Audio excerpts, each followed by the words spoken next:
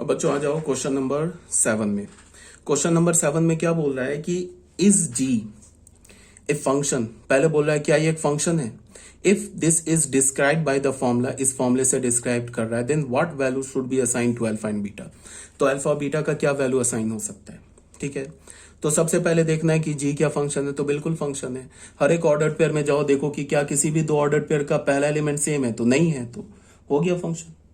Function के लिए तो यही देखना है ना। अच्छा, अब इस फंक्शन में एक बात को ध्यान में रखो कि फंक्शन का डोमेन तो गिवन है, बट फंक्शन का को डोमेन गिवन नहीं है। तो को डोमेन जब फंक्शन का गिवन नहीं हो तो को डोमेन को क्या कर लो, set of all real number मान लो। अब इस जी फंक्शन का डोमेन क्या होगा। जी फंक्शन का डोमेन ऑब्वियस ही बात है, क्या होगा, 1 2 3 4 होगा। यही होगा ना, बिकॉज ऑर्डर पेयर का फर्स्ट एलिमेंट क्या रहा है, 1 2 3 4। तो इसका डोमेन हो गया, को डोमेन को आर मान लिया। फंक्शन को कैसे डिफाइन किया है, y के करॉस्पॉन्डिंग फॉर्मूला क्या लिखा है, अल्फा एक्स प्लस बीटा। और जी फंक्शन डिफाइन कैसे किया है, 1 1 2 3 3 5 4 7। ऐसे ये जी फंक्शन डिफाइन किया है। समझ रहे हो बात को। ये जी फंक्शन को ऐसे डिफाइन किया है ऑर्डर्ड पेयर में। और फॉर्मूला जो दे रखा है ना जी एक्स, मतलब कि एक्स डोमेन के क्रॉसपॉन्डिंग जो इमेज निकालने का फॉर्मूला दे रखा है वो दे रखा है अल्फा एक्स प्लस बीटा। और बोल क्या रहा है कि अल्फा बीटा का वैल्यू निकालो। ठीक है, अब तुम ऐसे सोचो, इस जी फंक्शन में कितने ऑर्डर पेयर दे रखे हैं, 4। और 4 आना भी चाहिए, क्यों, बिकॉज 4 डोमेन में एलिमेंट है। तो 4 एलिमेंट है तो 4 के क्रॉसपॉन्डिंग इमेज निकलेगा। तो 4 के क्रॉसपॉन्डिंग इमेज निकलेगा तो इसका मतलब 4 ऑर्डर पेयर होगा। अब तुम ऐसे सोचो कि 1 का इमेज 1 कैसे आया होगा, जब हमने x का वैल्यू 1 डाला होगा और y का वैल्यू हमें क्या मिल गया होगा, 1।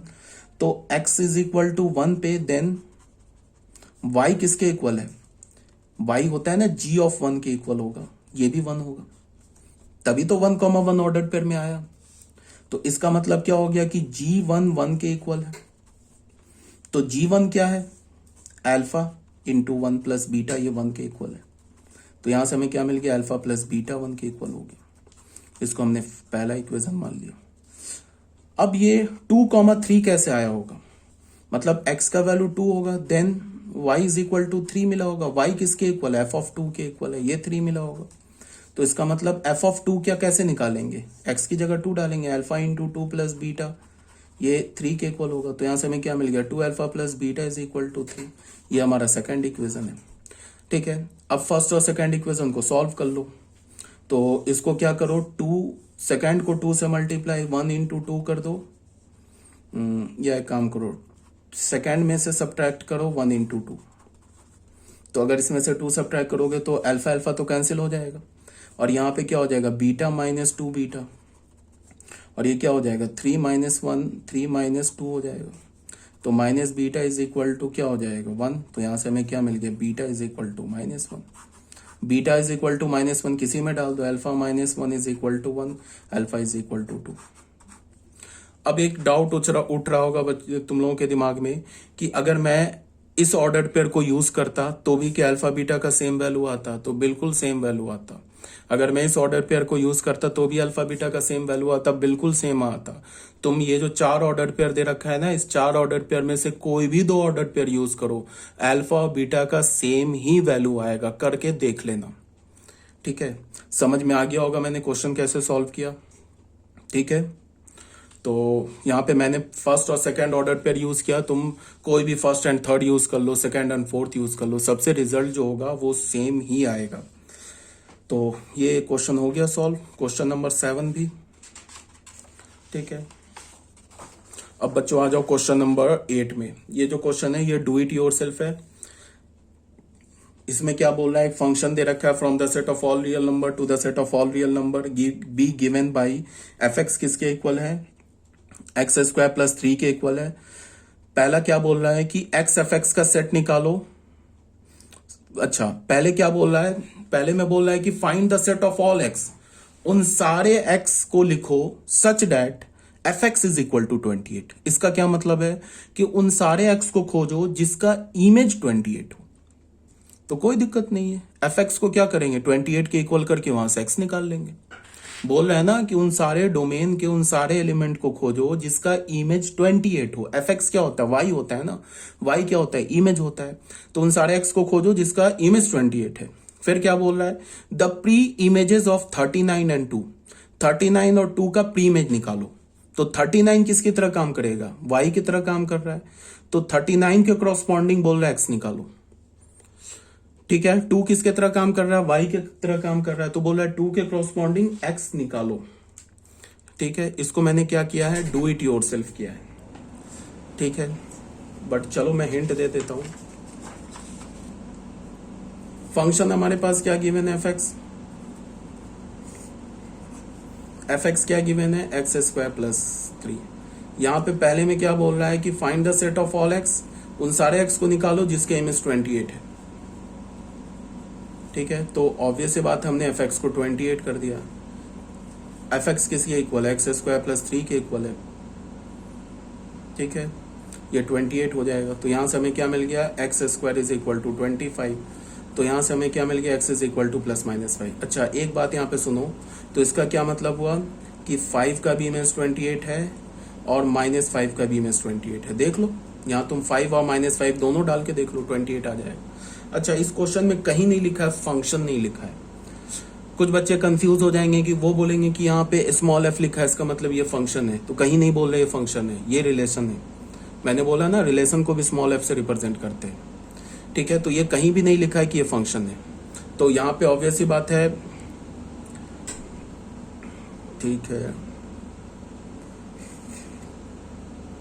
नहीं ये रिलेशन नहीं है, फंक्शन ही है। ये जो है हमारा एक्स स्क्वायर प्लस 3, सॉरी मुझसे गलती हो गई, ये फंक्शन ही है।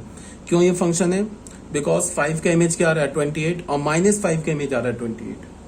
तो 5 और -5 तो दो डिफरेंट इमेज है ना, दोनों का डिफरेंट इमेज आ रहा है। तो again it is a function not a relation, ये हमारा एक फंक्शन है। तो अगर मैंने फंक्शन को रिलेशन भी बोल दिया तो भी कुछ गलत तो नहीं किया, बट रिलेशन को फंक्शन नहीं बोल सकता।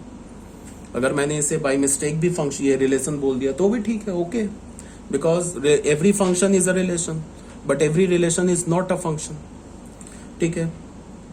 तो ये एक फंक्शन है जिसमें 5 का इमेज क्या हो गया 28, -5 का इमेज क्या हो गया 28, यही तो बोल रहा है। तो पहले का आंसर क्या हो जाएगा, पहले का आंसर हो जाएगा, ये बोल रहा है ना, उन सारे एक्स को लिखो such that F x is equal to 28। X, वो सारे एक्स को लिखो जिसका इमेज 28 होगा। तो उसका आंसर क्या होगा, -5,5। इस सेट का वैल्यू क्या होगा, ये तो सेट लिखा हुआ किस फॉर्म में, सेट बिल्डर फॉर्म में लिखा, उसका रोस्टर फॉर्म क्या होगा, -5,5, ठीक है। अब आ जाओ सेकेंड पार्ट में, pre image of 39। Second part में क्या बोल रहा है कि 39 का प्री इमेज निकालो। तो 39 किसकी तरह काम करेगा, वाई की तरह। तो एफ एक्स को मैंने 39 कर दिया। एफ एक्स किसके इक्वल, एक्स स्क्वायर प्लस 3 के इक्वल है, यहां से ये 39 हो गया। तो एक्स स्क्वायर क्या हो जाएगा 36। तो फिर यहां से क्या हो जाएगा, एक्स का वैल्यू ±6। तो क्या हो गया फिर, प्री इमेज ऑफ 39 क्या हो गया, प्री इमेज ऑफ 39 क्या हो जाएगा, इज +-6। इसका क्या मतलब होगा, 6,39 एंड -6,39 ये फंक्शन का एलिमेंट हो जाएगा।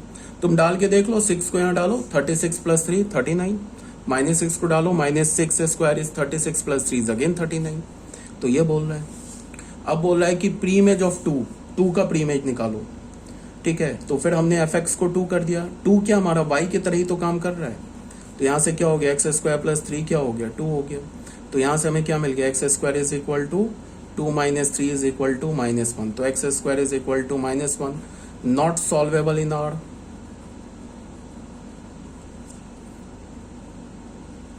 अब ये देख के भी बहुत बच्चों के दिमाग में क्वेश्चन उठ रहा होगा कि ये फंक्शन नहीं है।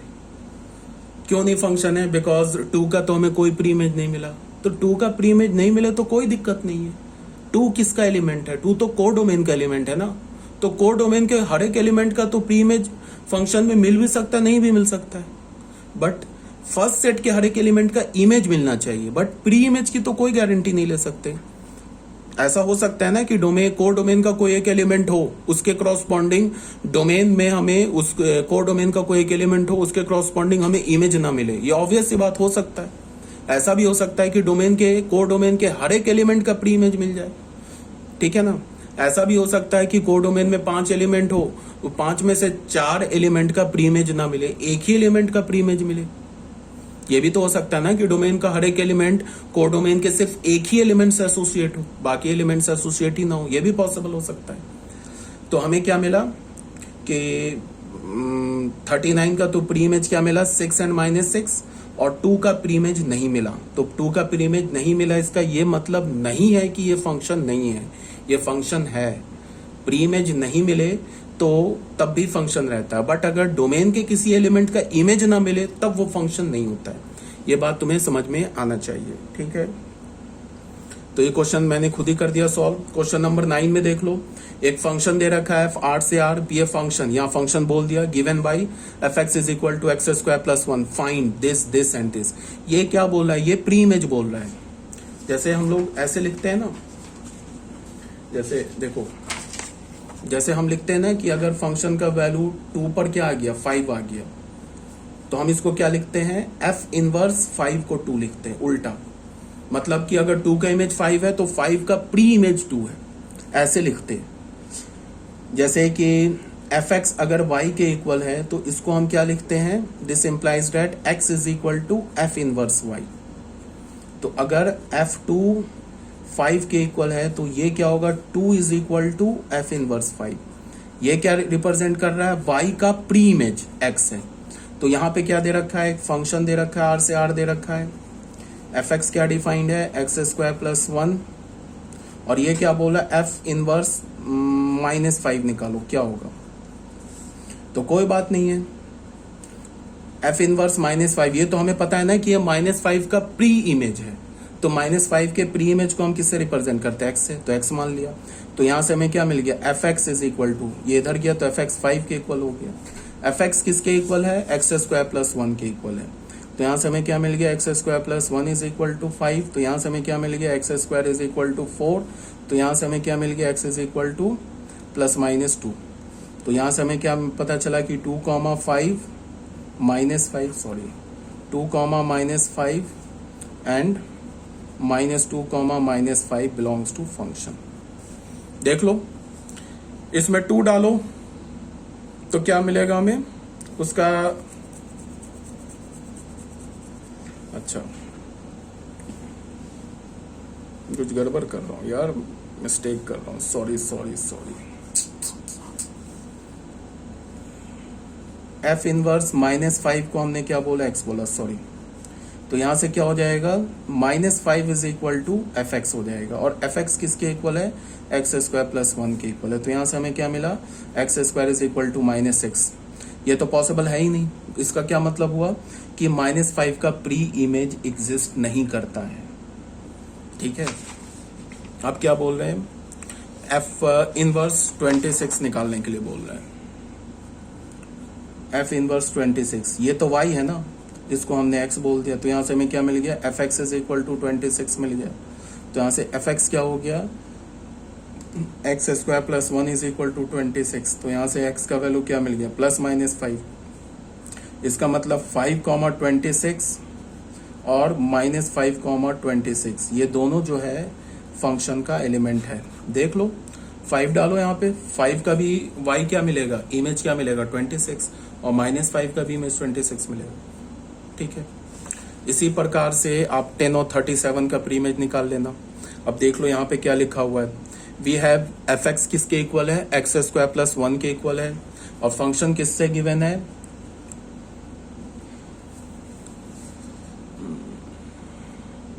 f is a to b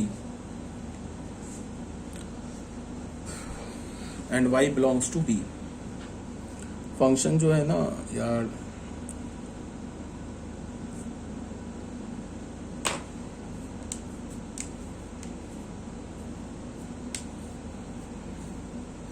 R to R given है ना, इसको R कर लो बच्चे, PDF में करेक्ट कर लेना, फंक्शन R से R में गिवन है, ये R कर लो, ठीक है ना। इसको R कर लेना यहाँ पे। अब बात को सुनो ध्यान से, क्या बोल रहा है, द सेट ऑफ ऑल है एफ फंक्शन के आर से आर में गिवन है एंड वाई क्या होना चाहिए, बिलोंग्स टू आर। इसको भी आर कर लेना, sorry this is again wrong, इसको आर कर लेना। तो एफ इनवर्स वाई ऐसे लिखो, कर्ली ब्रैकेट में लिखो या ऐसे स्मॉल ब्रैकेट में लिखो, एक ही बात है। इसका क्या मतलब है, ये एफ इनवर्स वाई का क्या मतलब है, ये एफ इनवर्स वाई जो है ना, ये क्या बता रहा है, वाई का प्री इमेज। जैसे हम एफ एक्स लिखते हैं ना, तो एफ एक्स का क्या मतलब होता है, एक्स का इमेज। तो एफ इनवर्स वाई का क्या मतलब होगा, वाई का प्री इमेज। तो एफ एक्स किसके इक्वल होता है, एक्स के इमेज के इक्वल होता है, और हमें पता है कि एक्स का इमेज क्या होता है, वाई। तो एफ एक्स किसके इक्वल हो गया, वाई के इक्वल हो गया। एफ एक्स क्या होता है, एक्स का इमेज होता है ना, ठीक है। एक्स क्या हो गया, डोमेन का एलिमेंट हो गया, वाई क्या हो गया, को डोमेन का एलिमेंट हो गया। तो एफ एक्स को हम क्या बोलते हैं, एफ एक्स को हम वाई बोलते हैं। और एफ इनवर्स वाई क्या हो गया, वाई का प्री इमेज। तो वाई का प्री इमेज क्या होगा, वो तो डोमेन का एलिमेंट होगा, उसको तो हम एक्स बोलेंगे। तो एफ इनवर्स वाई क्या हो गया, एक्स हो गया। एफ इनवर्स वाई क्या हो गया, एक्स हो गया। और एफ एक्स क्या हो गया, वाई हो गया। तो एफ इनवर्स वाई को ऐसे भी लिख सकते हो, ऐसे भी लिख सकते हो। इसका क्या मतलब हो गया कि the set of all X, उन सारे एक्स का सेट बनाओ जो कि रियल नंबर का एलिमेंट है, such that F x is equal to y हो। समझ में आगे बात, समझ में। एफ इनवर्स वाई का क्या मतलब है, उन सारे एक्स का सेट बनाओ सच दैट एफ एक्स किसके इक्वल हो, वाई के इक्वल हो। In another words f inverse y is the set of all pre images of y. F inverse y क्या होता है, वाई के सारे प्री इमेजेस को रिप्रेजेंट करता है।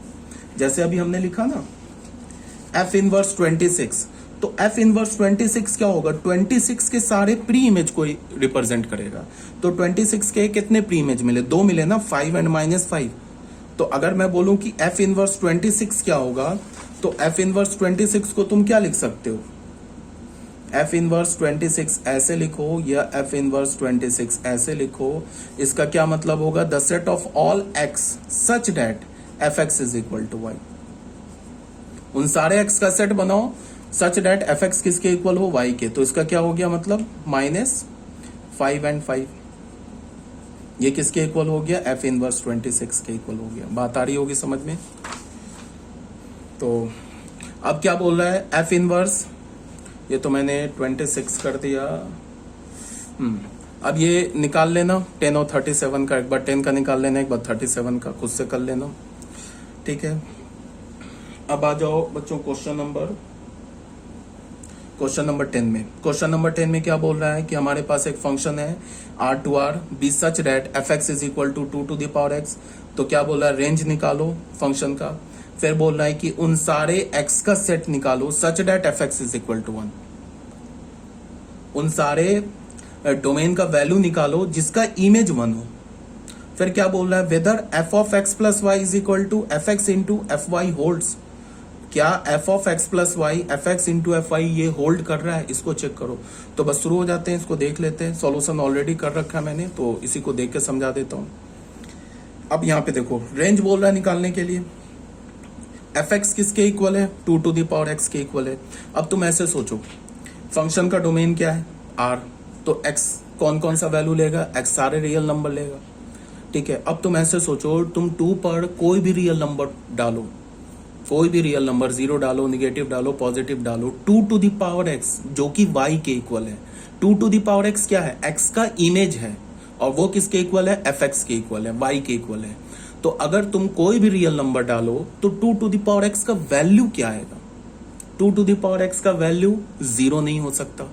अभी बोला मैंने, इससे पहले वाले लेक्चर में बताया क्या कि किसी भी पॉजिटिव रियल नंबर के अगर के ऊपर तुम कोई पावर रखते हो, तो वो पावर जो 2 टू द पावर तुम एनी रियल नंबर रखो, तो उसका वैल्यू कभी 0 नहीं हो सकता, कभी नेगेटिव नहीं हो सकता। तो क्या हो सकता है, पॉजिटिव हो सकता है। तो अगर तुमने एक्स की जगह कोई भी रियल नंबर रिप्लेस किया, तो 2 टू द पावर एक्स क्या मिलेगा, पॉजिटिव ही मिलेगा। तो इसका रेंज क्या हो जाएगा, set of all positive real number. 2 to the power x का रेंज क्या होगा, set of all positive real number. Negative तो आ नहीं सकता, 0 आ नहीं सकता। तुम चाहे एक्स का कोई भी रियल नंबर डालो, फंक्शन का डोमेन क्या है, set of all real number. तो रेंज क्या है, ऐसे ही हमें पता चल गया, set of all real number. यही बात को यहाँ पे लिखा होगा, since 2 to the power x is positive, positive है for every x belongs to R. 2 to the power X है क्या, वाई, वाई किसे रिप्रेजेंट करता है, इमेज को। तो इसका क्या मतलब है कि टू टू दी, इसका जो फंक्शन का जो इमेज है ना वो पॉजिटिव होगा for every x belongs to R. तुम डोमेन का कोई भी रियल नंबर उठा लो, उसके क्रॉसपॉन्डिंग जो इमेज मिल रहा है दैट इमेज इज पॉजिटिव, वो इमेज क्या हमारा positive. So f x is equal to two to the power x is positive real number. Two to the power x क्या पॉजिटिव रियल नंबर है for every x belongs to R. Moreover for every positive real number x there exist log x by two. अच्छा, फिर log का concept आ गया। तो 11th class के बच्चे 1 minute के लिए इसको तुम छोड़ दो अगर नहीं समझ में आ रहा है तो। 12th क्लास के लिए मैं बोल रहा हूं, 11th में अगर है तो लॉग नहीं है, अभी आगे तुम पढ़ोगे लॉग। तुम तो ऐसे मानो, तुम इस क्वेश्चन का एक्सप्लेनेशन अभी टाइम बिंग जब तक तुमने लॉग नहीं पढ़ा है, तुम ऐसे मानो कि तुम एक्स का कोई भी रियल नंबर ले लो, ठीक है, उस रियल नंबर को तुम अगर 2 के ऊपर पावर रखते हो तो 2 टू द पावर एक्स जो कि y के इक्वल है हमेशा पॉजिटिव रियल नंबर देगा। और 2 to the power x y के इक्वल है, y हमेशा पॉजिटिव रियल नंबर होगा, तो फंक्शन का रेंज हमेशा पॉजिटिव रियल नंबर होगा। तो अगर मैं बोलूं कि रेंज क्या होगा फंक्शन का, तो range is of the function is 0 to infinity, 0 पर भी ओपन, 0 टू इंफिनिटी, यही हो गया रेंज ऑफ द फंक्शन। अब अगर डोमेन ऑफ द फंक्शन, वो तो क्वेश्चन ही में गिवन है आर। को डोमेन ऑफ फंक्शन वो भी क्वेश्चन में गिवन है आर। अगर कभी भी क्वेश्चन में को डोमेन गिवन नहीं हो तो उसे क्या कर लोगे, set of all real number ले लोगे। समझ में आ रही है बात। तो ये फंक्शन का रेंज हो गया। ये 11th क्लास का एक्सप्लेनेशन था, 11th क्लास के लिए एक्सप्लेनेशन था। अब 12th क्लास में एक थोड़ा एक्स्ट्रा एडअप हो जाएगा, वो समझ रहे हैं। Moreover for every positive real number, तुम कोई भी पॉजिटिव रियल नंबर ले लो, देयर एग्जिस्ट, एक ये एग्जिस्ट करेगा। पता है ना, 12th क्लास को बोल रहा हूं, पता है ना कि सारे पॉजिटिव रियल नंबर का लॉग एग्जिस्ट करता है। तो तुम कोई भी पॉजिटिव रियल नंबर ले लो, उसके क्रॉसपॉन्डिंग क्या हमें मिलेगा, लॉग एक्स बेस 2 एग्जिस्ट करेगा, ठीक है। और ये log x बेस 2 क्या होगा, ये भी रियल नंबर होगा, such that f of log x base 2 ये किसके इक्वल होगा, 2 पे पावर हम अगर डाल दें ना, ये fx है ना यहाँ पे, इस पे अगर हमने x की जगह क्या ले लिया, log x बेस 2। तुम पहले x कोई भी रियल नंबर ले लो, उसके क्रॉसपॉन्डिंग एक नंबर एग्जिस्ट करेगा log x बेस 2। इस log x बेस 2 को अगर तुम इस फंक्शन में डालोगे तो क्या मिल जाएगा, x मिल जाएगा। इसका क्या मतलब होगा, log x बेस 2 का इमेज क्या हो गया, x हो गया। और ये x क्या हमारा पॉजिटिव रियल नंबर, तो रेंज क्या हो जाएगा फंक्शन का, 0 टू इंफिनिटी, ठीक है। तुमने अगर कोई भी पॉजिटिव रियल नंबर लिया तो उस पॉजिटिव रियल नंबर के क्रॉसपॉन्डिंग एक नंबर एग्जिस्ट करेगा ना, log x बेस 2, ठीक है। इस log x बेस 2 को अगर तुम इस फंक्शन में डालोगे तो क्या मिल जाएगा, x। इसका क्या मतलब हुआ कि x का इमेज क्या हो गया, x का इमेज हो गया log x बेस 2, ठीक है। x का अगर तुमने x लिया कोई भी रियल नंबर, या फिर तुम ऐसे बोल सकते हो कि log x बेस 2 का इमेज क्या हो गया, x हो गया। log x बेस 2 का इमेज क्या हो गया, x हो गया, ठीक है। x हमारा क्या है, x हमारा क्या है, x जो है हमारा वो पॉजिटिव रियल नंबर है, ठीक है। तो कोई भी पॉजिटिव रियल नंबर उठा लो, उसके क्रॉसपॉन्डिंग log x बेस 2 आएगा। उस log x बेस 2 को अगर तुम फंक्शन में यहां डालोगे तो हमें x मिल जाएगा।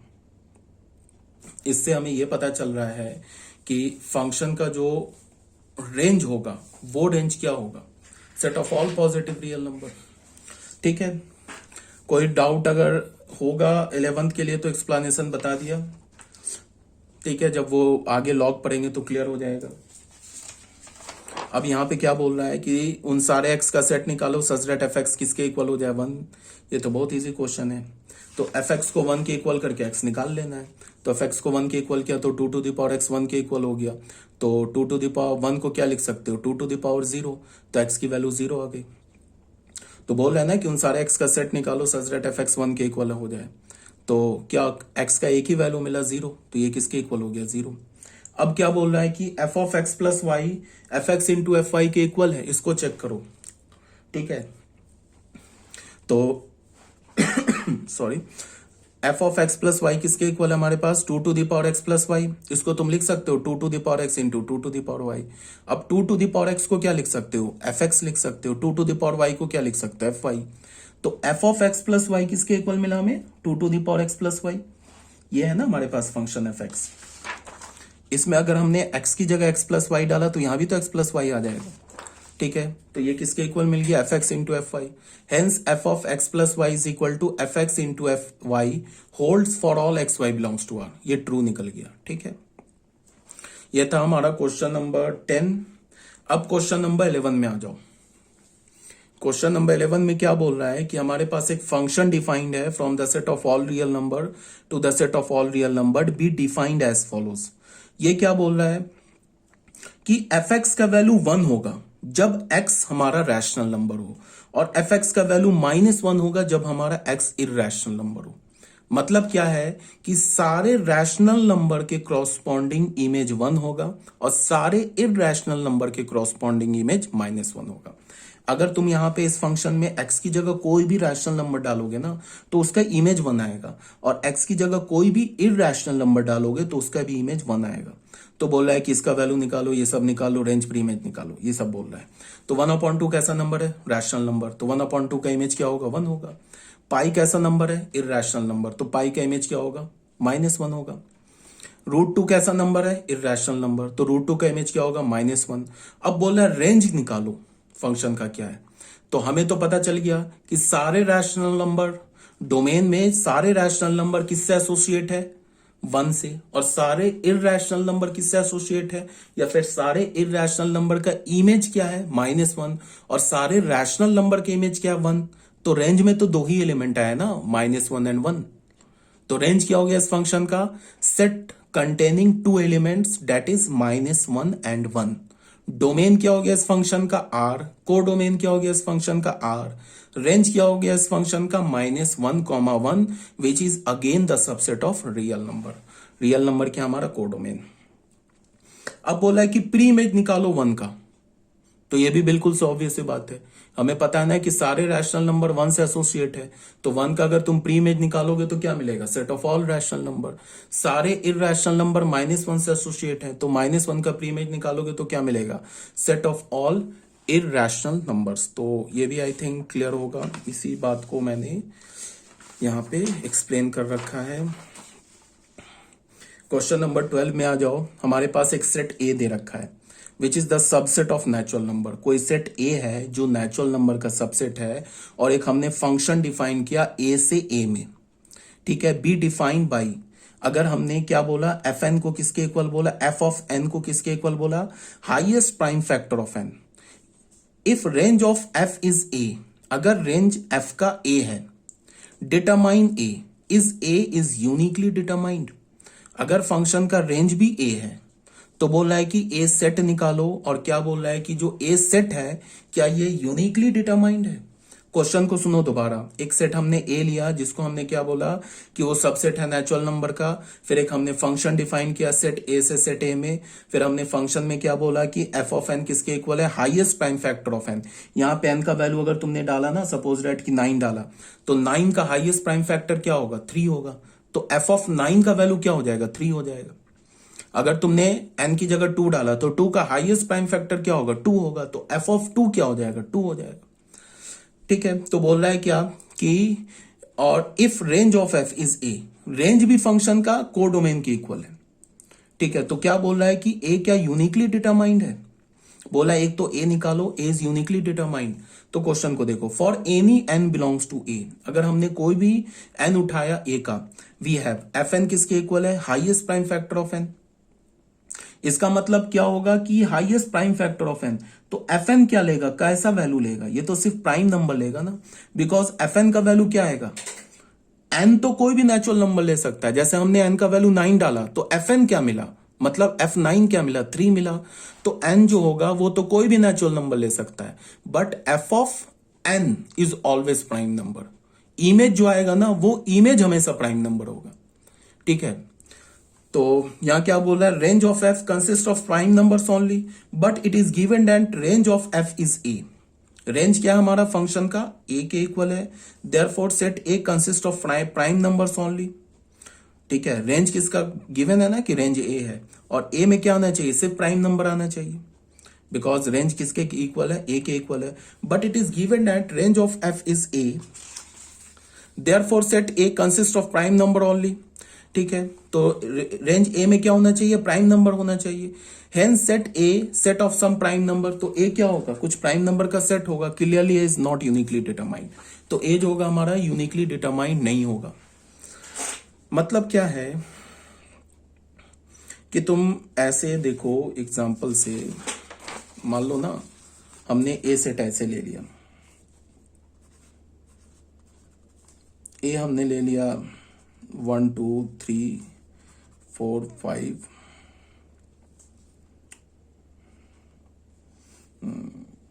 1 को हटा दिया, यहाँ पे 9 ले लिया। ठीक है, एक फंक्शन हमने ए से ए डिफाइन कर दिया। ठीक है, तो